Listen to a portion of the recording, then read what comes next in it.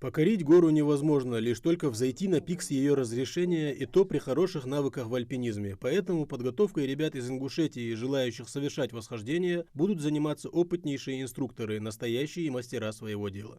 Сюда обычно люди приезжают, которые уже знают, что здесь нужна физподготовка. Они тренируются предварительно, то есть ОФП, бегают длинные дистанции, вот, и тогда проблем не возникает. Те, кто приезжают все новичками, вот мы их учим работать с веревкой, вязать узлы, страховать веревкой и передвигаться по скалам, по травянистым склонам, по снегу. Наш регион уже принял не один чемпионат России по альпинизму в техническом классе, но все эти годы мы со стороны наблюдали за тем, как гости из других регионов соревнуются за право стать первыми на массиве Цайлама. Теперь же будет возможность не только представлять Ингушетию на соревнованиях, но и подготовить собственных инструкторов по альпинизму. У меня есть договоренность с директором УАЛа Яковенко Александром Николаевичем, что каждый заезд группы для обучения в наш лагерь, он 2 человек будет их обучать.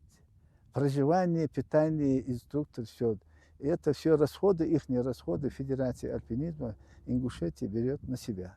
Горы Ингушетии – идеальная площадка, чтобы проводить сборы, подготовку и чемпионаты по альпинизму. Из года в год желающих посетить наш край для восхождений становится все больше. И сами горцы на неприступные, казалось бы, вершины смотрят уже под другим углом, как бы взойти на эту гору с самой ее сложной стороны.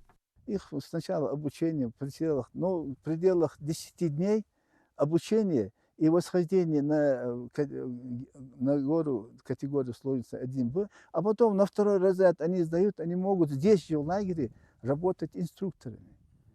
И нам не придется со стороны нанимать инструкторов и привозить, будут свои инструкторы. По прогнозам Федерации альпинизма Ингушетии, после месяца Рамадан начнется подготовка наших спортсменов. Занятия продлятся несколько месяцев. По их результатам будут выданы значки альпинистов всем, кто успешно прошел курс. Тамерлан Хамхоев, Хамзат Халухоев, Новости 24.